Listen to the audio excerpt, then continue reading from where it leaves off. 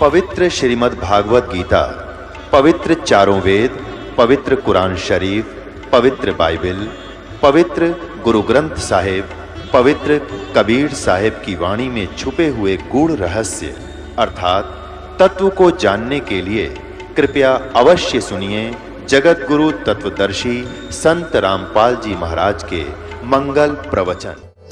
ये देखो, इसका यह अनुवाद है पर गीता अध्याय नंबर 15 का और श्लोक नंबर 18। क्योंकि मैं, इसका अर्थ है यस्मात् सर अतीत है अहम अक्षरातपि च उत्तम उत्तम अतः अस्मि लोके वेदे। लोके वेदे माने लोक वेद में, दंत कथाओं के आधार में मैं पुरुषोत्तम प्रथित माने प्रसिद्ध हूँ। क्योंकि मैं नासवान जड़ वर्ग क्षेत्र से तो सर्वथा अतीत हूँ और अविनाशी जीव आत्मा से भी उत्तम हूँ, इसलिए लोक और वेद में पुरुषोत्तम नाम से प्रसिद्ध हूँ। अब यहाँ इसने क्या कहा है, यदि ये और साथ में श्लोक आपको ना सुनाए जाते तो यहाँ आपकी बुद्धि नहीं सेट होती। ये कहता कि मेरे अंतर्गत जितने भी प्राणी आते हैं, क्योंकि ये केवल 21 ब्रह्मांड का स्वामी है और इसको सरपुरुष भी कहते हैं। तो ये कहता है मेरे अंतर्गत जितने प्राणी हैं वो चाहे तो नासवान जड़ वर्ग है और चाहे अविनाशी जीवात्माएं हैं, उनसे मैं उत्तम हूँ, श्रेष्ठ हूँ। इसलिए इस दंत कथा के आधार से, लोक वेद के आधार से मैं पुरुषोत्तम प्रसिद्ध हो रहा हूँ। वास्तव में पुरुषोत्तम तो उसने बता दिया कोई और ही है। और फिर 8वें अध्याय के श्लोक नंबर 1 के उत्तर में, 8वें अध्याय के 3रे श्लोक में गीता ज्ञानदाता ने स्पष्ट ही कर दिया है कि वो परम अक्षर ब्रह्म है, वो परम अक्षर ब्रह्म है। अपने आत्माओं श्रीमद् भगवत गीता अध्याय नंबर 8 के श्लोक नंबर 5 और 7 में गीता ज्ञानदाता अपने विषय में कहता है कि अर्जुन तू सब भाव में, सब समय में मेरा स्मरण कर, मुझ में भाव वाला बन और युद्ध भी कर, मुझे ही प्राप्त होगा। अब जहाँ आशा ता वासा होई, मन कर्म वचन सुमरियो सोई। अब 8वें अध्याय के 8, 9, 10 में गीता ज्ञानदाता इन 3 श्लोकों में अपने से अन्य उस परम अक्षर ब्रह्म की शरण में जाने को कह रहा है कि उसकी भक्ति करेगा तो उसको प्राप्त होगा। और अपने विषय में दूसरे अध्याय के 12वें श्लोक में, चौथे अध्याय के 5 और 9 श्लोक में, 10वें अध्याय के दूसरे श्लोक में गीता ज्ञानदाता कहता अर्जुन तेरे और मेरे बहुत जन्म हो चुके, तू नहीं जानता, मैं जानता।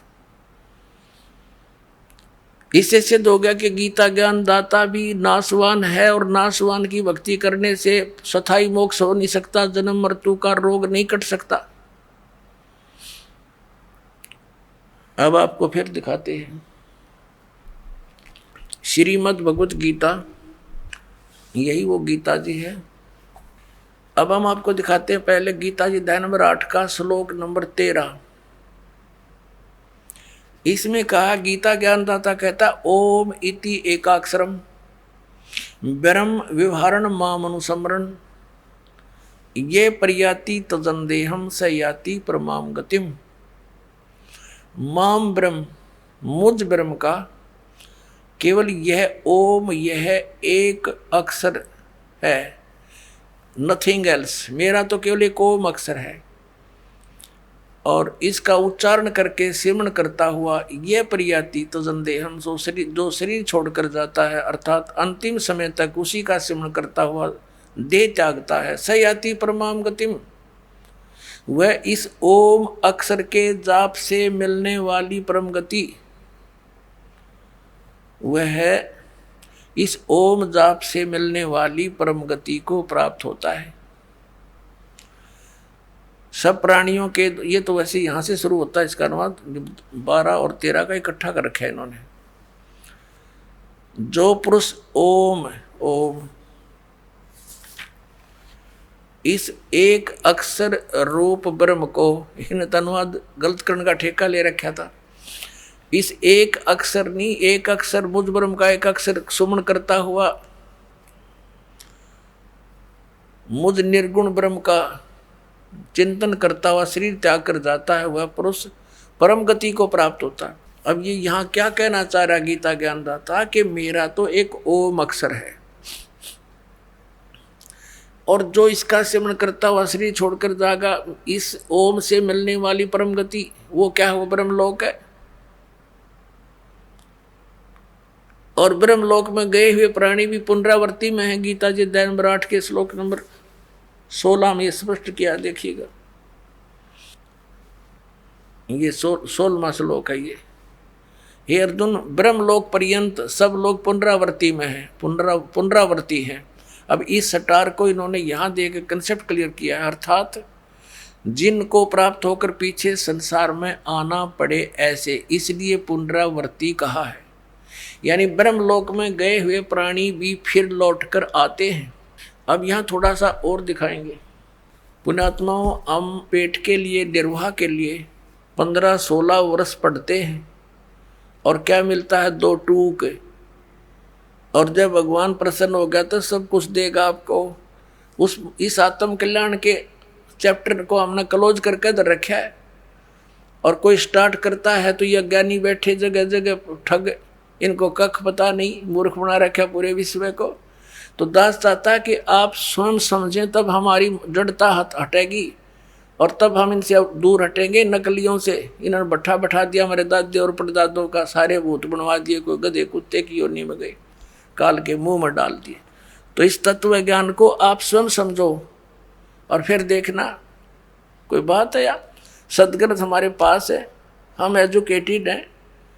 उनका कुछ से सींग लाग रहे थे जो इन पढ़ा करते, गलत बताया करते, हमें उनको विद्वान मानने बैठे थे। तो इसके समझने के लिए हमें थोड़ा समय चाहिएगा। अब जैसे देवी भागवत में, देवी पुराण में देवी जी उस हिमालय राजा को ज्ञान दे रही है, और उसको बता रही है कि तू सब पूजाएं छोड़ दे, मेरी पूजा भी मत करना यदि तुझे आत्म कल्याण चाहिए। अब जितना इसको ज्ञान था कि कैसे आत्म कल्याण कितना मानती थी, तो बताया कि उस ब्रह्म की केवल ब्रह्म का एक वो मंत्र है, और उसका जाप करता कर तो तेरा कल्याण होगा, और जो वो ब्रह्म लोक में रहता है वहां चला जाएगा। देखिएगा, यह देखिएगा देवी भागवत, यह गीता प्रेस गोरखपुर से प्रकाशित है। संक्षिप्त देवी भागवत यानी देवी पुराण, संपादक हनुमान प्रसाद पोदार, चिमन लाल गोस्वामी।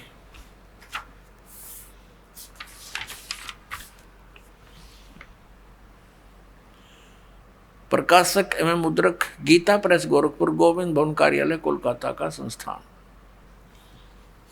हम ज्यादा ना पढ़ेंगे, अपने काम का पढ़ेंगे। 562 पृष्ठ पर ले चलते आप। 7वां स्कंद, संक्षिप्त देवी भागवत, 562 पृष्ठ पे। यहाँ देवी के द्वारा हिमालय को ज्ञानोपदेश, ब्रह्म स्वरूप का वर्णन देवी जी कहने लगी। पहले तो अपने बारे में बताती है, फिर कहती है कि उस ब्रह्म का क्या स्वरूप है, यह बतलाया जाता है, जो प्रकाश रूप सबके अत्यंत समीप में स्थित, हृदय रूप गुहा में स्थित होने के कारण गुहाचर नाम से प्रसिद्ध और महान पद अर्थात परम प्राप्य है। वह ये परम सत्य, हम थोड़ा सा पढ़ेंगे। अमृत अविनाशी तत्व है, सौम्य, उस वेदने योग्य लक्ष्य का तुम वेदन करो, मन लगाकर उसमें तन्मय हो जाओ। यह देखना, उस एकमात्र परमात्मा को जाने, दूसरी सब बातों को छोड़ दे। यानी सबकी पूजा, इवन अपनी पूजा को भी छोड़ने को कह रही है देवी जी।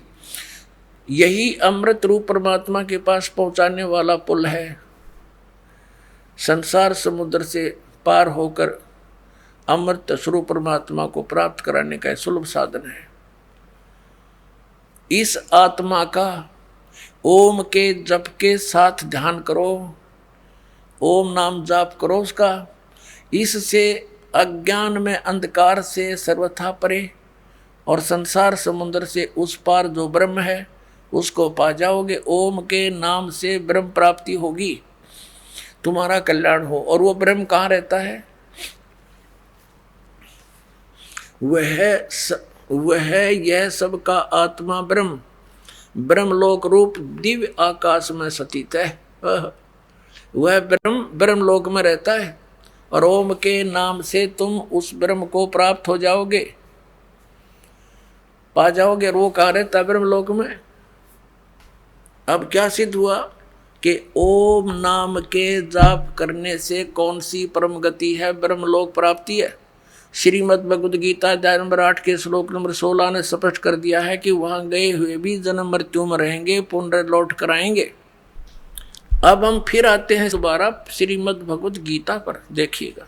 अब ये स्पष्ट हो गया श्रीमद् भगवद गीता अध्याय नंबर 8 में के मंत्र नंबर 13 में इसने स्पष्ट कर दिया है कि ओम इति एकाक्षरम ब्रह्म व्यवहारण माम अनुस्मरण ये प्रयाति तदन देहम स याति परमाम गतिम। माम ब्रह्म, मुझ ब्रह्म का यह एक अक्षर, ओनली वन मंत्र ओम है। माम ब्रह्म, माम ब्रह्म माने मुझ ब्रह्म का। ओम इति एक अक्षरम, केवल यह एक अक्षर है, नथिंग एल्स। और व्यवहारण माने उच्चारण करके श्रवण करता हुआ, यह प्रयाति तदन देहम स याति परमाम गतिम। यहाँ से शुरुआत किया अनुवाद का। जो पुरुष ओम इस एक अक्षर रूप ब्रह्म को उच्चारण करके करता हुआ मुझ निर्गुण ब्रह्म का सेवन करता हुआ शरीर को त्याग कर जाता है, वह पुरुष परम गति को प्राप्त होता है। कौन सी परम गति को? यह कंसेप्ट क्लियर कर दिया श्री देवी जी ने कि ओम नाम का जाप करो, ब्रह्म को उद्देश्य रखो और कहाँ पहुँच जाओगे? ब्रह्म को पाओगे। कहाँ रहता? ब्रह्मलोक में। 8वें अध्याय के 16वें श्लोक में गीता के अंदर स्पष्ट कर दिया है कि ब्रह्मलोक पर्यंत सभी पुनरावृत्ति में सभी लोग, वहाँ गए प्राणी भी जन्म मृत्यु में आते। अब आपको दिखाते हैं गीता जी अध्याय नंबर 8 के श्लोक नंबर 5, 6, 7, 8, 9, 10। 5 और 7 में तो गीता ज्ञान दाता अपने विषय में कह रहा है। 8वें अध्याय के 6ठे श्लोक में इतना कहा है, जहाँ आशा ता बासा होई, मन कर्म वचन सुमरियो सोई। जिसके अंदर आशा लगाकर तुम जाप करते रहोगे आजीवन, अंत में उसी को प्राप्त होगे। अब देखना अध्याय नंबर 8 का अब श्लोक नंबर हम 5 पढ़ेंगे। अब हमने ये भी पढ़ दिया था, थोड़ा सा फिर रिमाइंड कराते हैं, भूल गए होंगे। 8वें अध्याय के प्रथम मंत्र में गीता ज्ञान दाता से अर्जुन ने पूछा किम तत्परम। आपने 7वें अध्याय के 29वें श्लोक में जिस तत्परम को तत् ब्रह्म, उस ब्रह्म को, संपूर्ण अध्यात्म को, संपूर्ण कर्मों को जानते हैं, वो जो मेरे शरण होकर जरा और मरण से छूटने के लिए प्रयत्न करते हैं, वे पुरुष तत् ब्रह्म को, और अर्थात उस ब्रह्म को, संपूर्ण अध्यात्म को, कर्मों को जानते हैं। यहाँ अर्जुन ने पूछा था 8वें अध्याय का प्रथम मंत्र में किम तत्ब्रह्म। इस गीता ज्ञानदाता ने 8वें अध्याय के 3रे श्लोक में, 8वें अध्याय के ये 3रे श्लोक में उत्तर दिया, वह परम अक्षर ब्रह्म है। अब हम 8वें अध्याय के ये 5वें श्लोक में कहता है, जो पुरुष अंत काल में भी मुझको ही स्मरण करता हुआ शरीर को त्याग कर जाता है,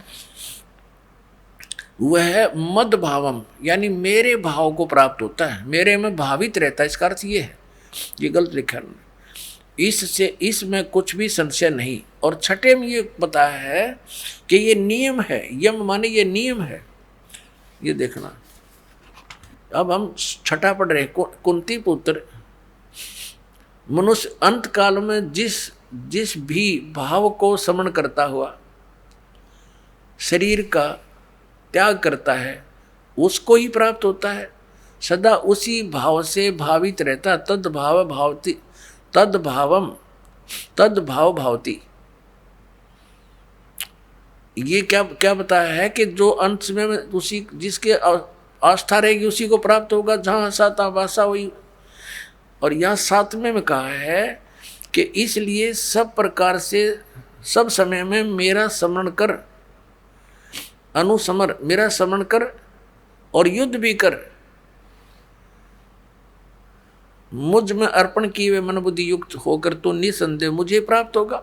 अब 8वें में फिर क्या कहा है कि यदि अब अभ्यास योग युक्तेन चेतसा, यहाँ देखना इनके अनुवाद ही नहीं का पढ़ते हैं। हे पार्थ, ये नियम तो पहले वाले में था। हे पार्थ, परमेश्वर के ध्यान के अभ्यास रूप योग से युक्त दूसरी ओर न जाने वाले चित्त से, यानी उस परम अक्षर ब्रह्म के, हे पार्थ, ये नियम है कि परमेश्वर के ध्यान के अभ्यास रूप योग से युक्त दूसरी ओर न जाने वाले चित्त से निरंतर चिंतन करता हुआ मनुष्य परम दिव्य पुरुष यानी परम अक्षर ब्रह्म को, उस परम प्रकाश रूप दिव्य पुरुष परमेश्वर को ही प्राप्त होता है ना। उससे दूसरा हो गया गीता ज्ञानदाता से। और 9वें में फिर कहा है, इसमें स्पष्ट भी किया है कवियम पुराणम, पर इसको अभी छेड़ेंगे नहीं, लंबा चैप्टर बन जाएगा। कवि का अर्थ बाद में देखेंगे। जो पुरुष सर्वज्ञ अनादि सबके नियंत्रता, सूक्ष्म से अति सूक्ष्म यानी सबके नियंत्रता, गीता से ज्ञानदाता से अन्य है, वो सबका मालिक और सबके धारण पोषण करने वाला वो मूल जड़ रूपी परमात्मा अचिंत स्वरूप और आदित्य वर्णम सूर्य की सदृश प्रकाश रूप नित्य चेतन, आदित्य वर्ण माने सूर्य की तरह तेजों में है, उसका प्रकाश में शरीर है भगवान का। अविद्या से अति परे, अविद्या से अति परे शुद्ध सच्चिदानंद घन ब्रह्म परमेश्वर का स्मरण करता है जो व्यक्ति। अब हम 8वें अध्याय का 10वां श्लोक पढ़ रहे हैं। 9, 8, 9 हमने पढ़ लिया, जिसमें गीता ज्ञानदाता किसी अन्य परम अक्षर ब्रह्म की महिमा बता रहा है। उसकी भक्ति करता हुआ वह भक्ति युक्त पुरुष अंत काल में योग बल से, योग बल माने भक्ति की शक्ति से, बरकुटी के मध्यम में प्राणों को अच्छी प्रकार स्थापित करके फिर निश्चल मन से स्मरण करता हुआ उस दिव्य परम पुरुष को, उस परम अक्षर ब्रह्म को ही प्राप्त होता है। श्रीमद् भगवद गीता अध्याय नंबर 17 के श्लोक नंबर 23 में गीता ज्ञानदाता कहता है उस परम अक्षर ब्रह्म के पाने का, सच्चिदानंद घन ब्रह्म के पाने का 3 मंत्र का जाप है। ओम तत्सत, अपना तो इसने सार्वजनिक कर रखा है और तत् और सत का इसको ज्ञान नहीं, क्योंकि इसने उस समय आवेश में आकर के परमात्मा के उस ज्ञान का नाश कर दिया। फिर परमात्मा आकर वो ज्ञान बोलते हैं स्वयं अपने अन्य रूप धारण करके, तो ये उसको ये इसके एजेंट समझ नहीं पाते। परमात्मा इस तरीके से उसको अपनी वाणी में छुपा कर जाते हैं। फिर या स्वयं आते हैं या अपना दास भेजकर अपने बच्चों तक उस ज्ञान को फिर सार्वजनिक कराते हैं। अब 17वें अध्याय के 23वें श्लोक को फिर दिखाते हैं आपको, देखिएगा। ये श्रीमद् भगवद गीता 17वें अध्याय का 23वां श्लोक दिखाते हैं। अध्याय नंबर 17 का ये 23 नंबर मंत्र है। ओम तत्सति, ओम तत्सत इति निर्देश ब्रह्मणे त्रिविध समृत ब्राह्मणा तेन वेदा च यज्ञा च विहिता पुरा। ओम ओम तत् तत् सत सत। ओम तो सीधा है, तत् और सत ये गुप्त है, सांकेतिक है। ऐसे यह 3 प्रकार का सच्चिदानंद घन ब्रह्म का नाम कहा है, वो परम अक्षर ब्रह्म का नाम कहा है। अब ये क्या स्पष्ट हुआ कि श्रीमद् भगवत गीता में गीता ज्ञानदाता ये ऑप्शन छोड़ रहा है कि उस परम अक्षर ब्रह्म के पाने की विधि उस सूक्ष्म वेद में है। उस ज्ञान को तू तत्वदर्शी संतों के पास जाकर समझ, वो सच्चिदानंद घन ब्रह्म की वाणी में निहित है। अपने आत्मा ये 3 अक्षर का मंत्र जो है ये साधना है। अब क्या है, जैसे हमारा जो इष्ट है वो तो परमात्मा सतपुरुष कबीर साहब है, हमारे इष्ट देव अनंत कोट ब्रह्मांड के रचनहार, कुल के मालिक ये कबीर साहब, कबीर देव, कबीर परमेश्वर जी हैं, जो बनारस में, काशी शहर में एक जुलाहे की भूमिका करके तत्व ज्ञान का प्रचार करके अपनी समर्थता का प्रमाण दे करके सह शरीर आए थे, सह शरीर चले गए थे। ये हमारे पूज्य इष्ट देव हैं। अब जैसे हमें जल की महिमा का पता है और जल प्राप्त करने के लिए हमने जो भी साधन अपनाने पड़ेंगे, जो साधना करेंगे, वो तो मजदूरी है, वो साधना है। और उद्देश्य क्या है? वो जल प्राप्ति है, वो हमारा उद्देश्य है। तो जो साधना में हम औजार प्रयोग करेंगे वो हमारे उपास्य नहीं है, वो हमारे वो साध्य नहीं है, वो साधना है। हमारे जो प्राप्ति वो जल है, प्राप्त हमारा उद्देश्य जल प्राप्ति है।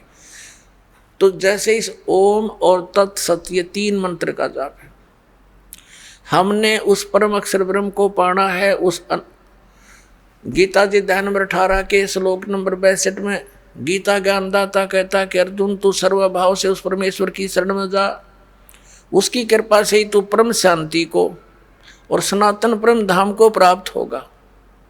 इससे सिद्ध हो गया कि गीता ज्ञानदाता से अन्य वो परम अक्षर ब्रह्म है, उसकी शरण में जाने से परम शांति को और सनातन परम धाम जो कभी नष्ट न होने वाला शाश्वत स्थान सतलोक प्राप्त होगा। और गीता ज्ञानदाता ने अपने विषय में बता दिया, मेरे और तेरे अर्जुन, चौथे अध्याय के 5 और 9 में गीता जी में श्लोक में, और दूसरे अध्याय के 12 में, 10वें अध्याय के दूसरे श्लोक में, अर्जुन तेरे और मेरे बहुत जन्म हो चुके हैं, तो नहीं जानता मैं जानता। अब इसलिए इसने 18वें अध्याय के 62वें श्लोक में कहा कि सर्वभाव से तू उस परमेश्वर की शरण में जा, उसकी कृपा से तू परम शांति को और सनातन परम धाम को प्राप्त होगा। गीता जी अध्याय नंबर 15 के श्लोक नंबर 4 में स्पष्ट हो गया कि तत्वदर्शी संत की प्राप्ति के उपरांत परमेश्वर के उस परम पद की खोज करनी चाहिए, जहां जाने के बाद साधक फिर लौटकर कभी संसार में नहीं आते। अकेले ओम नाम का जाप करने से इसने बता दिया क्या बेनिफिट होगा। 8वें अध्याय के 13वें श्लोक में कि इसका सेवन करेगा तो परम गति को प्राप्त होगा। ओम नाम से होने वाली वो श्री देवी भागवत में और 8वें अध्याय के 13वें श्लोक में श्रीमद् भगवद गीता ने स्पष्ट कर दिया कि वो ब्रह्मलोक में को जाएगा, वहाँ ब्रह्मलोक की ब्रह्म की साधना है, और वहाँ गए हुए प्राणी भी लौट कर आते हैं, जन्म मृत्यु होती रहती है। अब वो साधना कौन सी है? जो परम अक्षर ब्रह्म की प्राप्ति होगी, शाश्वत स्थान प्राप्त होगा, जहाँ जाने के बाद फिर लौट कर कभी वापस नहीं आएंगे। वो साधना है जो दास आपको देता है, और उसका संकेत इन पवित्र सदग्रंथों में आपको दिखा दिया। अब 17वें अध्याय के 23वें श्लोक में श्रीमद् भगवद गीता में 3 मंत्र बता दिए, ओम तत्सत। ओम और तत् ये 2 अक्षर का मिलकर एक सतनाम बनता है। ओम तो सार्वजनिक है, तत् ये सांकेतिक है। परमात्मा ने कहा था कि हमने जो मूल ज्ञान है वो अभी गुप्त रखा हुआ है, और जब तक ये पिछली पीढ़ी का समय नहीं आएगा तब तक हम इसको सार्वजनिक नहीं करेंगे। नहीं तो इन काल के द्वारा चलाए गए पंथों के पंथियों, इन गुरुओं के हाथ लग जाएगा ये मंत्र, तो ये भी वही नाम देने लग जाएंगे, और फिर वो अधिकारी होंगे नहीं, और फिर हमसे कोई परिचित हो नहीं सकेगा। अधिकारी के बिना प्राप्त इस नाम की प्राप्ति का भी कोई लाभ नहीं। अनधिकारी से प्राप्त करके जाप करने व्यर्थ है। तो इसलिए इसको गुप्त रखा था। अब ये 2 अक्षर का मंत्र है, इसमें एक तत् है, एक ओम है। ये 2 अक्षर का मंत्र सतनाम है। अब इसका कितना काम है? जैसे हमने जल प्राप्ति करनी है तो बोकी लगाई जाती है हैंडपंप लगाने के लिए। जल प्राप्त करने के लिए जमीन से हैंडपंप लगाना होता है। हैंडपंप हमारा पूज्य नहीं है, वो तो साधना है, हथियार हैं, औजार हैं, जल प्राप्ति के इंस्ट्रूमेंट हैं। तो ये ओम तत्सत जो मंत्र हैं, ये इंस्ट्रूमेंट है, ये औजार हैं उस सतलोक में जाने के, उस सतपुरुष के पाने के। तो ये हमारे पूज्य नहीं है, ये मंत्र हमारे पूज्य नहीं है, और ये बुरे भी नहीं है, क्योंकि इनसे हमें भगवान मिलेगा, हमें जल मिलेगा। तो ओम और तत् का काम है श्वास उश्वास का सिमरण करना पड़ता है। एक मंत्र को बाहर छोड़ना है, एक को अंदर लेना है। तो ये समझो जैसे हम बोकी लगाते हैं पृथ्वी पर, पृथ्वी के अंदर उसको खोदते हैं, बोकी होती है लोहे की पाइप सी, और उसको मारते हैं नीचे, तीखी होती है आगे से वो, और उसमें मिट्टी भरती चली जाती है, मिट्टी को बाहर निकाल देते हैं, फिर उसको फिर मारते हैं। तो वो फिर साथ के साथ उसमें पाइप भी डाउन करते जाते हैं, लोअर करते रहते हैं। तो वो बोकी और पाइप का काम है वो जल तक पहुंच जाना। जल प्राप्ति नहीं करवा सकती बोकी और वो पाइप। जल प्राप्ति के लिए हैंड पंप लगाना पड़ेगा उसके ऊपर, फिर वो हैंड पंप हिलाना पड़ेगा, तब वो जल मिलता है। ऐसे ओम और तत् ये दो अक्षर का मंत्र तो समझो बोकी मारनी है श्वास उश्वास से। और जब कारीगर यानी मैकेनिक, मिस्त्री, हैंड पंप लाने वाला ये देख लेगा कि अब हैंड पंप बांधने का, लगाने का समय आ गया है, जब जल मिलेगा, तो वो तभी उस पे हैंड पंप लगाता, नहीं तो कहता रहता है वो की ओर मारो और लगाओ, लगे रहो। तो पुण्यात्माओं, जिस समय आपका इस सतनाम की भक्ति की कमाई, आपकी भक्ति की कमाई जब सही हो जाएगी, उस समय सारनाम दिया जाएगा। ये सारनाम समझो हैंड पंप है, और हैंड पंप का भी फिर सिमरण करना है, उसकी मजदूरी करनी है, उसकी साधना करनी है, तब वो जल मिलेगा। तो ये तीनों मंत्र, आदि नाम भी कहते हैं सारनाम को, आदि नाम, और सतनाम को कहते हैं दो अक्षर का, ये ओम और एक तत्। तो इन तीनों मंत्रों के साधना से हमें परमात्मा मिलेगा। और जैसे आपको आज सुबह के सत्संग में, जैसा कि आपको पूर्व में बताया है कि ये भोली आत्मा इन अज्ञानियों के साथ, इन चोरों के साथ कितने खुश हैं, बड़े परम धनी मिल गए हैं, संत मिल गए। तो उसके विषय में सूक्ष्म वेद में परमात्मा कबीर जी ने कहा है कि साधों से ती मस्करी और चोरा नाल खुशहाल, ये मल अखाड़ा जीतेंगे युगों युगों के माल। तो इवन कहते हैं चोरों नकलियों संतों के पास तो बड़े प्रसन्न हुए बैठे हैं।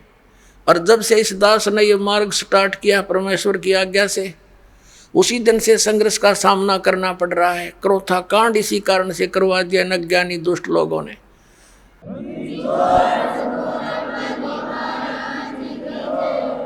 तो कह रहे हैं परमात्मा के ये मल अखाड़ा जीतेंगे, ये युगन युगन के माल, क्योंकि आप पिछले जन्म जन्मांतर से भक्ति करते हुए आ रहे हो, और उनके अंदर विशेष कसक रहती है भगवान की। तो वो पुण्यात्मा जा फंसी इन काल के दूता के, इन राधा स्वामी धन धन सतगुरु, और ये जनोद दाड़ेर, आगरा वाले, और ये मथुरा वाला जय गुरुदेव, ये ठाकुर जी महाराज, ये सारे के सारे काल के भेजे हुए एजेंट हैं। इन्होंने सारे दुनिया को अपने पीछे लगा लिया। अब ये पुण्यात्मा परमात्मा की चाह में लगे हुए थे, युगों युगों के माल हैं, पहलवान हैं, रेसलर हैं ये। अरे रुक नहीं सकती ये आत्मा भगवान बिना। इनके अंदर एक ऐसी प्रेरणा है पिछले संस्कारों से। और अब ये फंस गए इन काल के दूता के, वहाँ कोई भक्ति है नहीं, जोत लगवाना इन्हें बंद करवा दिया, धर्म कर्म की कोई रास्ता नहीं, कोई विधि नहीं, शास्त्रानुकूल साधना नहीं। तो ये नास्तिक हो जाएंगे कुछ दिनों में। अगर ये मार्ग स्टार्ट ना होता भगवान वाला, तो पूरा भारतवर्ष नास्तिक हो जाता। और ये नास्तिक हो ही गए हैं। जैसे ईसाई हैं, सब मांस खावें, शराब पीवें, सिगरेट ये पीवें, कोई बाउंडेशन नहीं। और एक बार चर्च में नौकरियाई और चलवाई, तो ये कोई भक्ति है? यहीं तक सीमित था। कुछ दिनों के बाद ये जितने भी उन दूसरे महापुरुषों के पास चले गए, उनको परम धनी जान के अब सबकी दुर्गति हो जाएगी, थोड़े दिन में शुरू हो जाएगी, और फिर वो नास्तिक हो जाएंगे, सोचेंगे कितना भगवान नहीं है। हमने 6-6 घंटे ध्यान लगा के देख लिया, गुरुजी तो 2.5 घंटे बताए थे। तो अब परमात्मा ने मेहर बख्श दी कि आपको ये यथार्थ भक्ति मार्ग मिल गया।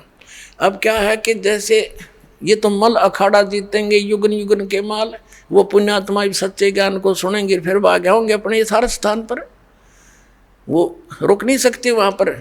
आज कोई बालक है, बाल की खाल उतार लेता है जीव, एक बार इसका समझ में आई थी का उनको परम धनी मान लिया, ये जो कहते फाइनल है। अब उन्हें कख का भी ना पता, ना सतनाम का पता, 5 नाम काल के जाप करवावे, हर बात बनावे सतलोक जान की। ना उनको सतनाम का पता, ना सचखंड का पता, ना सार नाम का पता, ना सार शब्द का पता। वही सतनाम, वही सार शब्द, वही सतपुरुष, वही सतलोक, वही सचखंड। ये कोई बात हुई? शरण पैरन के ज्ञान का बात बनाओ सचखंड जान की।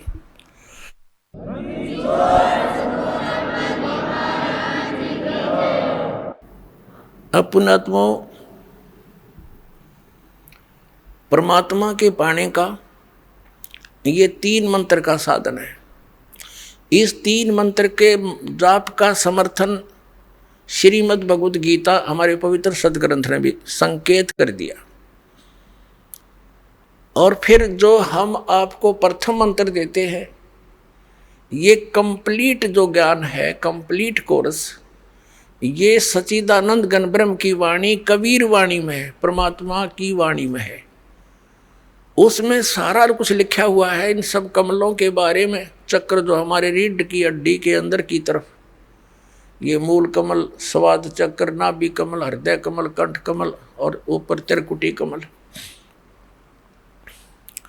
ये सभी के जाप मंत्र उस सूक्ष्म वेद में है। और बाकी ये वो तीन मंत्र भी उसमें अलग से हैं, बिल्कुल उसमें तो कंप्लीट ही है। और उनमें से इन महापुरुषों ने भी, जिनको हम मोक्ष प्राप्त मानते हैं, जैसे आदरणीय धर्मदास साहिब जी, आदरणीय मुल्कदास साहिब जी, आदरणीय दादू साहिब जी, आदरणीय गरीबदास साहिब जी, आदरणीय नानक साहिब जी, आदरणीय गीसा दास साहिब जी। आदरणीय गरीबदास साहिब जी गांव छुड़ानी, जिला जज्जर, हरियाणा वाले, और आदरणीय नानक साहिब जी ये सिख धर्म के प्रवर्तक। आदरणीय गीसा दास साहिब जी गांव खेखड़ा, जिला मेरठ, उत्तर प्रदेश वाले। तो जितने भी ये पंथ परमात्मा के सतलोक की महिमा गाने वाले हैं, ये आदरणीय नानक साहिब जी की वाणी को विशेष रूप से मानते। अब उन वाणियों में क्या लिखा है? 5 नामों का जिक्र है, लेकिन गुरु ग्रंथ साहिब के अंदर वो 5 नाम ओपन नहीं है, क्योंकि जिस वाणी में वो कंप्लीट ओपन थे, कंप्लीट था, वो कंप्लीट ज्ञान था, वो प्राण संगली थी, तो उसको पूर्ण रूप से उजागर नहीं किया गया और न ही गुरु ग्रंथ साहिब में उसका योग किया गया। किस लिए नहीं किया गया? क्योंकि उसके अंदर वो कंप्लीट कोरस था, जिसमें 2 अक्षर का नाम, ये सतनाम भी था। एक घटना हुई थी। अब पुणात्मा, ये तो सदग्रंथों से आपको दिखा दिया, 3 मंत्र के जाप से बात बनेगी। अब उन महापुरुषों ने जिन्होंने परमात्मा के कौन से मंत्र का जाप किया, वो भी आपके रूबरू कराते हैं। आपका आज सुबह का जो सत्संग में कंसेप्ट शुरू हुआ था, वो 2 घंटे में समाप्त नहीं हो सका। अब समापन होगा उसका 4 घंटों में, इसलिए दोपहर को वो कंसेप्ट क्लियर बीच में छोड़ दिया था। अब इसको पूरा किया जा रहा है। अपने परमात्मा ने कहा था, धर्मदास मोरी लाख दवाई, ये सार शब्द कई बार न जाई, सार शब्द बार जो पढ़ी, बिचली पीढ़ी हंस नीतर ही। फिर क्या बताया था कि इस सतनाम को भी सार्वजनिक नहीं करना। और परमात्मा ने क्या बताया है कि सोहम शब्द हम जग में लाए, और फिर सार शब्द तो हमने कति गुप्त छुपाए। ये जो अन्य पंथों के पंथी सोहम नाम भी साथ में ये कहीं की ईंट कहीं का रोड़ा बना करके उसका प्रयोग करते हैं। कहते हैं किसी भी 52 अक्षर के अंदर लिपिबद्ध किसी भी ग्रंथ में कबीर परमेश्वर से पहले इस सोहम अक्षर की जानकारी नहीं थी, लिखा नहीं था कहीं पर। तो परमात्मा कहते सोहम शब्द हम जग में लाए, फिर भी सार शब्द हमने गुप्त छुपाए। गरीबदास साहिब जी को परमात्मा मिले, जैसा कि आपको दोपहर सुबह के सत्संग में सुना था।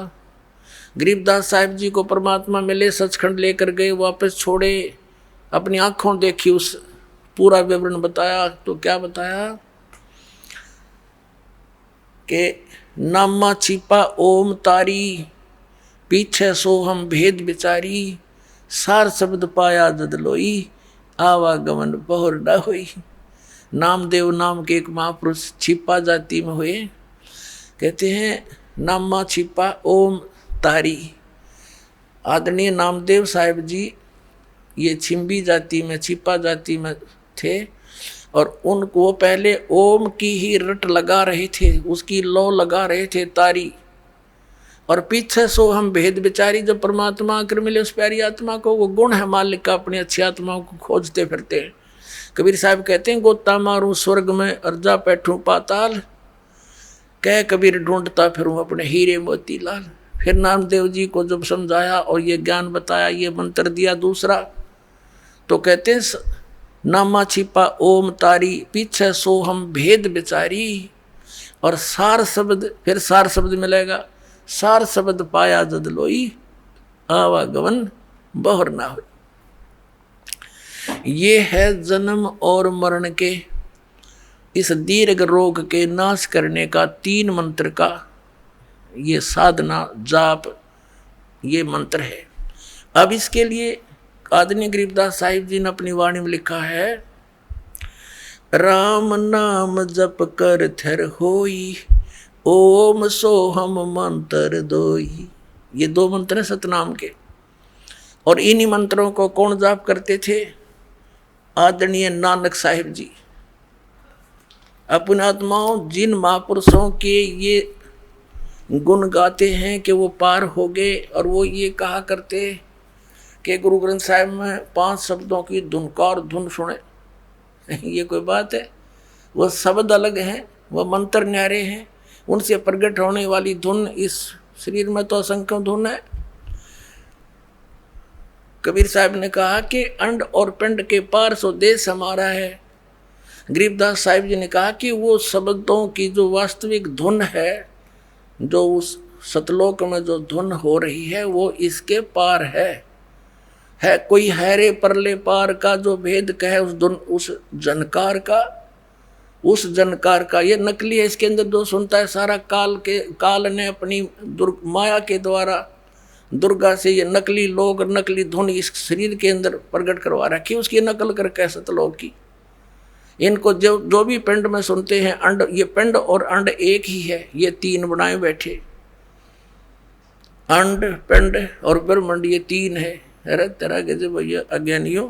अब आपको दिखाते हैं आदरणीय नानक साहिब जी ने क्या जाप किया। एक समय मर्दाना और बाला 2 सेवक थे, उनके साथ रहा करते थे। उन्होंने प्रार्थना की कि हे गुरुदेव, हमें एक बार श्रीलंका की सैर करा दो। नानक साहिब जी ने कहा कि आंखें बंद करो। आंखें बंद करके खोली तो समुद्र के किनारे खड़े थे।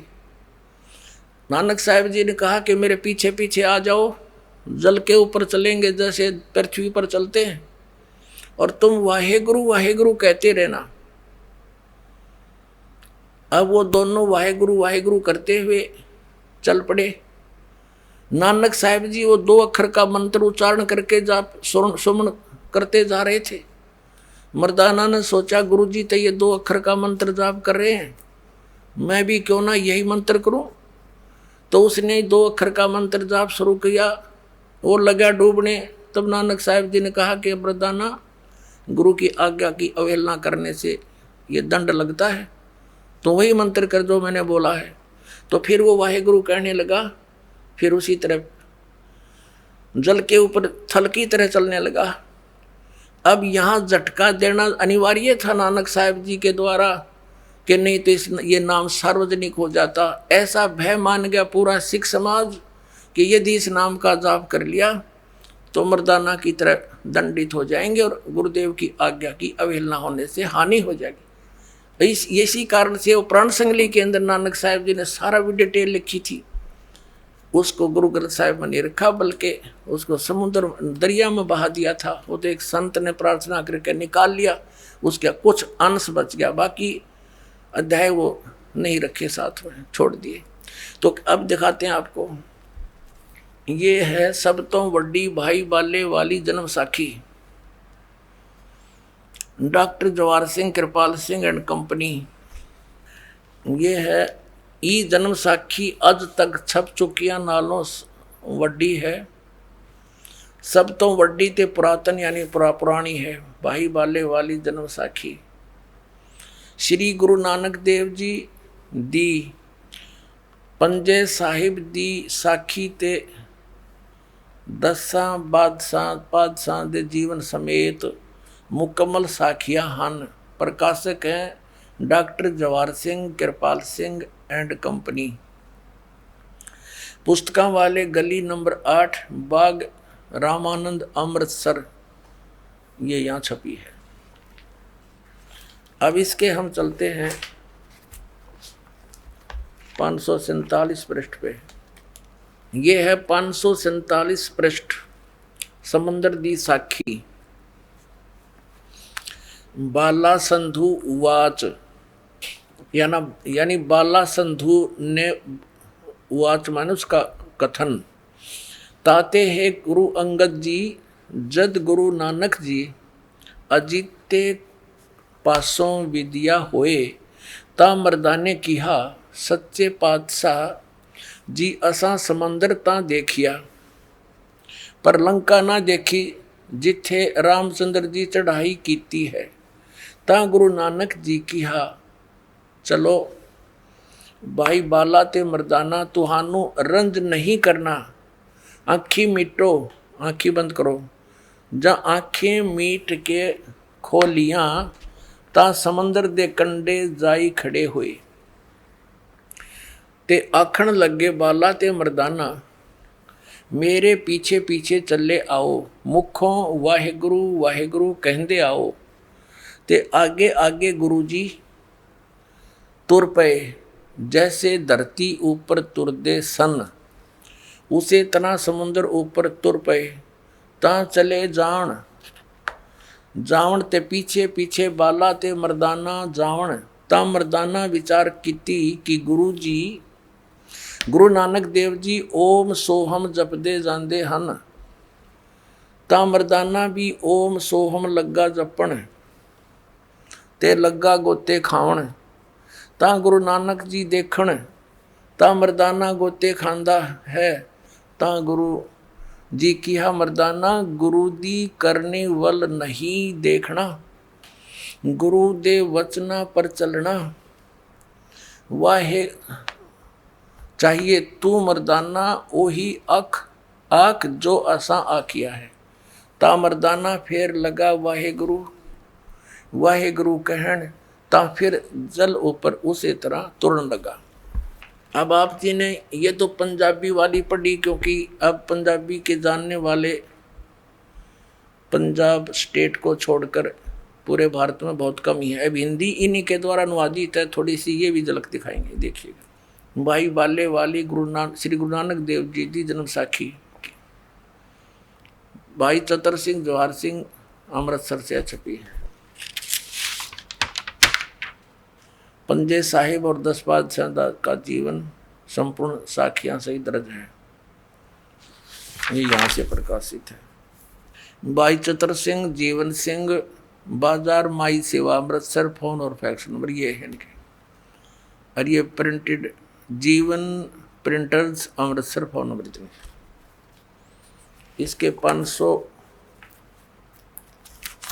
देखिए 59 पृष्ठ पे, ये है 559 यानी 559 पृष्ठ, समुद्र की साखी। साखी समुद्र की। एक दिन मर्दाने ने कहा, हे महाराज, मेरा मन चाहता है कि समुद्र में जो लंका है वहाँ का भ्रमण किया जाए। गुरुजी ने कहा, अच्छा आप लोग अपने नेत्र बंद करो। जब मैं और मर्दाने ने नेत्र बंद करे, क्षण पीछे खोले, तब हम लोग गुरुजी के साथ मान समुद्र तट पर खड़े थे। अब गुरुजी ने कहा कि तुम लोग समुद्र के जल पर वाहेगुरु जप करते पैदल ही चले आओ। हे गुरु अंगद देव जी, हम लोग गुरुजी के पीछे पीछे उसी तरह जा रहे थे जैसे सूखी पृथ्वी पर चला जाता है। आगे आगे गुरुजी ओम सोहम का जप करते चले जा रहे थे।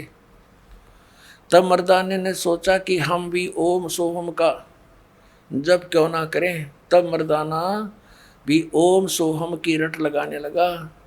तब वह लगा गोते खाने। गुरुजी ने पीछे देखा तो हंसकर कहने लगे, ए मर्दाना, शिष्य का धर्म है कि वह गुरु के बताए मार्ग पर चले, इसलिए तू वाहे गुरु ही जप, तेरा उसी में कल्याण है। तब मर्दाने ने वाहे गुरु नाम की रट लगाई। तब फिर पूर्व प्रकार पानी पर चलने लगा। अपने आत्मा ये विचारणीय विषय है कि नानक साहिब जी स्वयं तो जाप कर रहे हैं और शिष्यों को मना कर रहे हैं। कारण क्या था? जिन भी महापुरुष को परमात्मा ने अपना एफिडेविट बनवा, अपना गवाह बनवाया, साक्षी बनाया, उनको सख्त हिदायत दे दी थी कि अभी सतनाम को डिस्क्लोज ना करना। धर्मदास मेरी लाख दुहाई, ये मूल ज्ञान की तबार न जाई। मूल ज्ञान अलग है और सार नाम अलग है। तो यहाँ पर गरीबदास साहिब जी कह रहे हैं कि सोहम शब्द, कबीर साहब कहते हैं, सोहम शब्द हम जग में लाए और सार शब्द हमने गुप्त छुपाए। आदि नाम को भी डिस्क्लोज नहीं किया, केवल इस दास पर मेहर करी, इन महापुरुषों को दिया। अब इन्होंने सतनाम को भी डिस्क्लोज करना नहीं, आदेश था इनको कि नहीं बताना किसी को, ना काल के दूतों का हाथ लग गया, जाल काम बिगड़ जाएगा सारा। अब कैसे पहचान करवाते हम? अब सारे फेल हो गए, ये सब खिसियानी से हुए बैठे। अब क्या करें? सबके जड़ दिखा दी। अब ये सभी पंथ खत्म हो जाएंगे कुछ दिनों में। बुद्धिमान लोग हैं, कोई बालक थोड़े ही है, अपना जीवन नष्ट करेंगे उन मूर्खों के पास लग गए, जिनको तत्व ज्ञान नहीं, उनके पास कोई समाधान नहीं, लग चले। इसीलिए तो गए थे एक डॉक्टर के पास, हमारा रोग कटे। अब पता लग गया उसने तब राख की पुड़िया बांध रखी है, दवाई है ही नहीं, तो कौन मरेगा उनको खाकर? अपने आत्माओं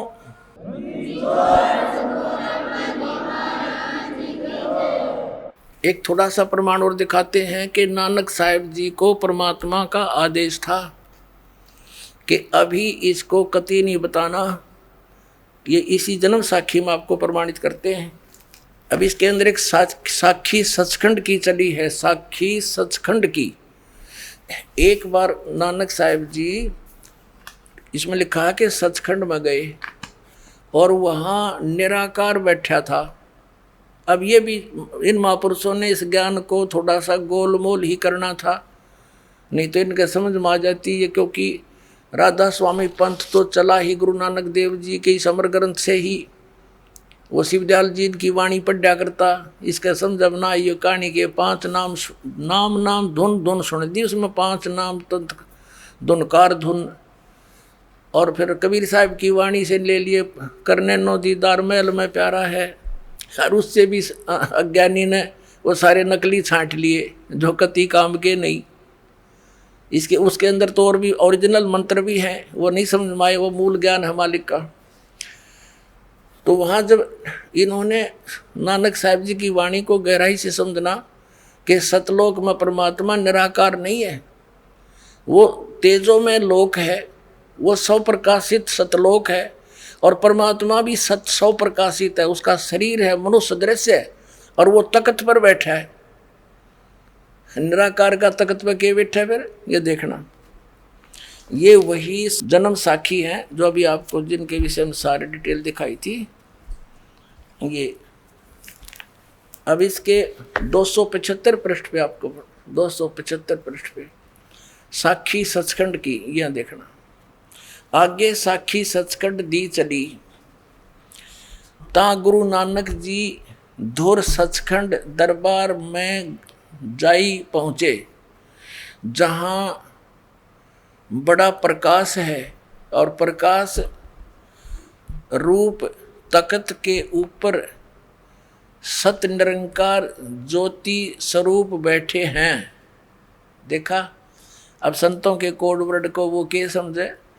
अब संपूर्ण जगत अवतार, संपूर्ण जगत अवतार हाथ जोड़कर खड़े हैं।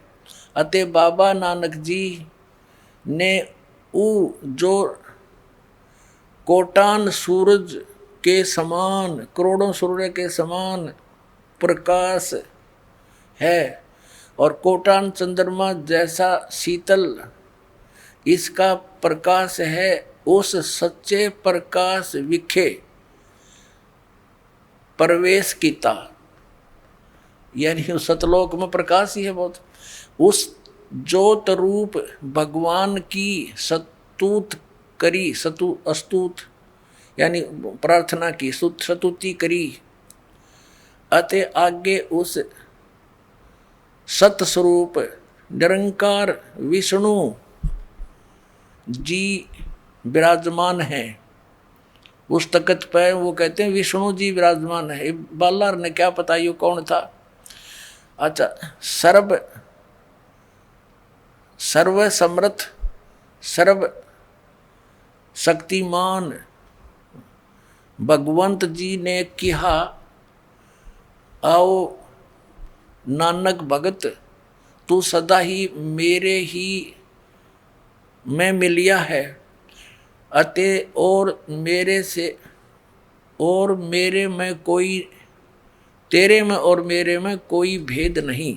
पर जिस वास्ते संसार में सतनाम उपदेश के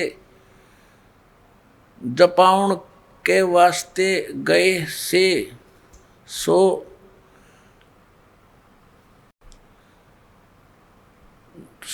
दृढ़ाया है। ता श्री गुरु नानक जी कहन लगे कि हाते सर्वज्ञ स्वामी, हे सब के मालिक, जहाँ आप जी दी आज्ञा, जहाँ आप जी दी आज्ञा भई, तहाँ सतनाम दा चक्कर फेरिया है। और जहाँ जहाँ आपका हुक्म होवेगा तहाँ तहाँ सतनाम का चक्कर फेरेंगे। आगे जिवें आपकी रजाई होवेगी, जैसे आपकी कृपा होगी उसी त्यों ही होवेगा। इससे क्या सिद्ध हो गया कि इन महापुरुषों को सख्त हिदायत थी। जैसे धर्मदास साहिब जी की वाणी में तो स्पष्ट मिल रहा है कि धर्मदास मेरी लाख दुआई, और ये सार नाम और ये सतनाम की तबार न जाई। ये सार नाम बार जो पढ़ी बिचली पीढ़ी हंसली तेरी। आप बिचली पीढ़ी के हंसो पुण्यात्माओं। अब परमात्मा ने कह रखा कि पूरे विश्व में इस सतनाम के आधार से सार नाम प्राप्त करके पूरे प्राणी, सभी प्राणी जो इस नाम को ग्रहण करेंगे इस दास से, सारे सतलोक चले जाएंगे। ये ऐसे मोक्ष होगा। बोलो सतगुरुदेव।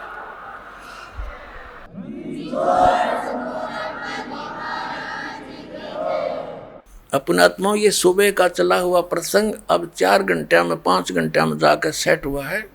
क्योंकि ये कोई रामायण की कथा तो है नहीं, सब ने पता है। किसी तरह सुनाओ आध घंटे में, चलो भाई डोल डाल पीट के। ये तो तत्व ज्ञान है और PhD करवानी है आपको इसकी, और फिर तो बात तक खत्म हो जाएगी, निरसंशय हो जाएंगे। कोई भी कुछ कहे नहीं, भक्ति यही है, यही नाम है, और फिर मोक्ष होया पड़ा, फिर तो बात तक खत्म है। मालिक का आदेश इस नाम के जाप करने वाला सब पार हो जाएंगे। बोलो सतगुरुदेव। आप